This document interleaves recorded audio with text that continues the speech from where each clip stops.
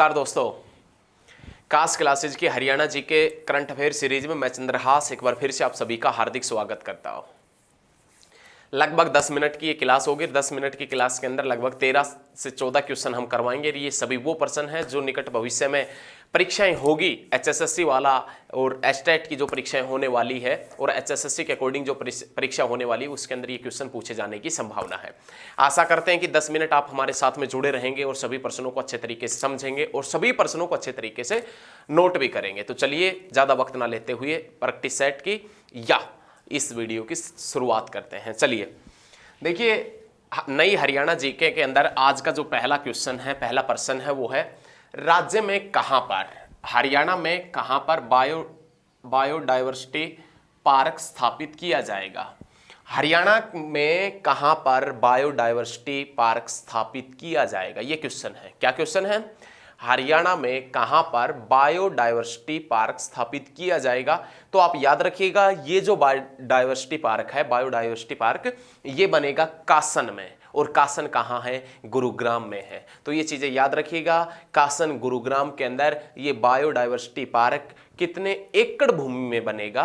तो आप याद रखिएगा 100 एकड़ भूमि के अंदर ये पार्क बनाया जाएगा। गुरु द्रोणाचार्य की नगरी में ये पार्क बनाया जाएगा। उसके बाद में अगला जो प्रश्न है, वो अगला क्वेश्चन है, वो क्या क्वेश्चन है? हरियाणा में गुरु तेग बहादुर की याद में पहला गुरुद्वारा कहां बनाया गया है? हरियाणा में गुरु तेग बहादुर की याद में पहला गुरुद्वारा कहां बनाया गया है? क्वेश्चन बिल्कुल और बिल्कुल सही नहीं है। क्यों?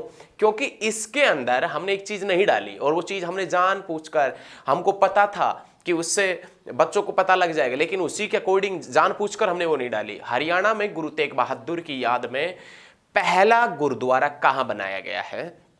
पहले गुरुद्वारे तो गुरु तेग बहादुर की याद में बहुत है, लेकिन हरियाणा का वो पहला गुरुद्वारा जो सटील से बना है और वो पहला गुरुद्वारा जो तेग बहादुर की याद में बना है, गुरु तेग बहादुर की याद में बना, सटील से बना हुआ पहला गुरुद्वारा। देखिए, हमने बता रखा कैथल और सटील से बना हुआ। तो ये क्वेश्चन क्या है कि हरियाणा में गुरु तेग बहादुर की याद में पहला गुरुद्वारा बनाया गया है, जो गुरुद्वारा सटील से बनाया गया है। और ये सटील से बना गुरुद्वारा कौन से डिस्ट्रिक्ट में पड़ता है, कौन से जिले में पड़ता है? तो आप बताएंगे हरियाणा के कैथल में पड़ता है, अंजनी नगर के अंदर पड़ता है, याद रखिएगा। उसके बाद में नेक्स्ट प्रश्न है आधुनिक ड्रोन एप्लीकेशन। आधुनिक ड्रोन एप्लीकेशन रिसर्च सेंटर का उद्घाटन कहां किया गया है? हरियाणा का आधुनिक ड्रोन एप्लीकेशन और रिसर्च सेंटर, मतलब ड्रोन देखे ना आपने, शादी वगैरह में बहुत अच्छे तरीके से धुआं धुआं कर देते हैं, सभी गांव के लोग ऊपर की तरफ देखने लगते हैं, क्योंकि उनके लिए तो बेचारों के लिए नया ही है, नहीं एकदम अजीब सब, भाई साहब अच्छे तरीके से रंग जमा देता है। नहीं, तो जो ड्रोन है उस ड्रोन के लिए एप्लीकेशन और रिसर्च सेंटर पुलिस वालों के पास में भी होते हैं ड्रोन। ऐसा नहीं है कि शादी विवाह में देखें आपने, हर जगह आज तो हरियाणा सरकार भी इतना अत्याधुनिक हो गई, कहीं पर भी यदि भीड़ भाड़ वाला क्षेत्र है, कहीं पर भी भीड़ लगती है, कोई भी आंदोलन होता है, कोई भी दंगा प्रसाद होता है, तो वहां पर ड्रोन से निगरानी की जाती है। तो ड्रोन एप्लीकेशन और रिसर्च सेंटर जो स्थापित किया है हरियाणा सरकार ने, वो कहाँ स्थापित किया है? तो आप बताएंगे पंचकुला के अंदर, नैनो नॉलेज सिटी जिसे पंचकुला कहते हैं। 5 कूप और झरने होने के कारण इसका नाम क्या पड़ा है? पंचकुला। याद रखना है, हरियाणा में ड्रोन एप्लीकेशन व रिसर्च सेंटर कहां स्थापित किया गया है? पंचकुला के अंदर। उसके बाद में देखिए, अब आया है क्वेश्चन आपके टाइप का तो नहीं, कुंवारे लड़के और लड़कियों की शादी के लिए कौन सा पोर्टल आरंभ किया है हरियाणा सरकार ने? कुंवारे लड़के, वाह वाह, दिल में लड्डू से फूट रहे होंगे। कुंवारी लड़कियां, अब लड़के तो कुंवारे रह गए, कोई दिक्कत नहीं, लड़कियां कुंवारी नहीं रहती, क्योंकि हरियाणा का लिंगानुपात सेक्स रेशियो है ही कम, तो लड़कियां कुंवारी कहां से रहेगी? लड़के कुंवारे रह जाएंगे, लड़कियों की संभावना बहुत कम होती है कुंवारे रहने की। तो हरियाणा सरकार ने ये सोचा कि ये जो लड़के कुंवारे रह रहे हैं, और क्या पता कोई लड़की भी कुंवारी हो, तो उनको आपस में मिलन स्थल कुछ बनाया जाए, कोई पोर्टल वगैरह बनाया जाए जिससे वो आपस में मिल सके। तो हरियाणा सरकार ने एक पोर्टल बनाया जिसका नाम था मिलन पोर्टल। देखिए, लड़के कुंवारे बहुत ज्यादा रह जाते हैं, क्योंकि आजकल यही होता है कि जो लड़की वाले हैं ना, वो लड़का देखते हैं जॉब वाला, कि जॉब में लगा होना चाहिए। अब जॉब के लिए बहुत ज्यादा तैयारी करते हैं, उसके बावजूद नहीं लग पाते। तो ये कोई इनकी गलती कोई है? ये हरियाणा सरकार की गलती है। हरियाणा सरकार ने तो बहुत अच्छा काम किया है कि जो कुंवारे लड़के हैं और लड़कियां भी यदि कोई कुंवारी है, तो आपस में एक पोर्टल बना दिया हरियाणा सरकार ने, वहां पर अपने आप को चयन कर ले, देख ले। नहीं, वरना ऐसा भी हो जाता है। ये तो शुक्र मनाओ ये तो शुक्र मनाओ कि ये लड़कियां हैं, अपने लिए खुद लड़का देखने नहीं जाती, वरना ये कहें कि इसी कलर में दूसरा डिजाइन दिखाइए भैया।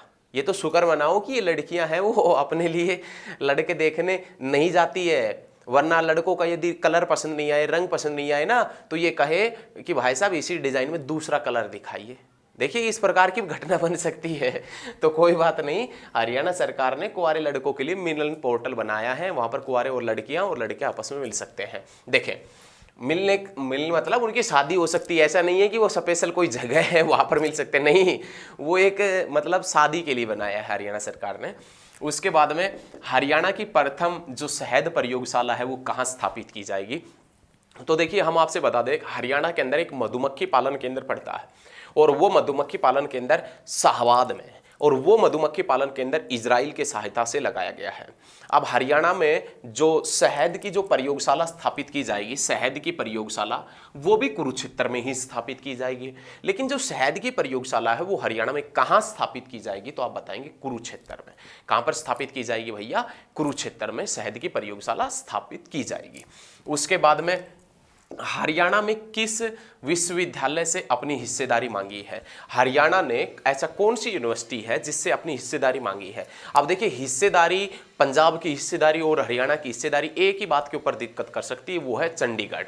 चंडीगढ़ के अंदर जो चंडीगढ़ का जो क्षेत्र है उसके पास में एक यूनिवर्सिटी जिसका नाम है पंजाब यूनिवर्सिटी, और पंजाब यूनिवर्सिटी से केंद्र सरकार के पंजाब यूनिवर्सिटी के बारे में हरियाणा ने केंद्र सरकार से कहा है कि इसमें हिस्सेदारी, जो इसके अंदर हमारी हिस्सेदारी वो हमें दें। हालांकि अब हरियाणा की हिस्सेदारी नहीं है, हरियाणा की हिस्सेदारी होती तो केंद्र सरकार से क्यों मांगता? तो हरियाणा ने केंद्र सरकार से हिस्सेदारी मांगी है कौन सी यूनिवर्सिटी में? पंजाब यूनिवर्सिटी के अंदर।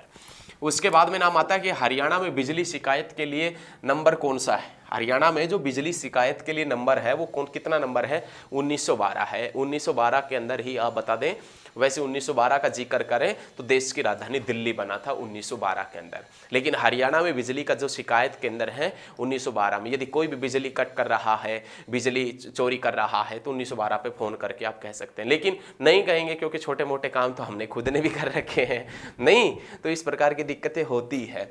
हरियाणा में बिजली शिकायत के लिए नंबर कितने हैं? 1912 है। उसके बाद में राज्य के किस स्थान पर पूर्व प्रधानमंत्री अटल बिहारी वाजपेयी की अस्थियां विसर्जित की गई थी?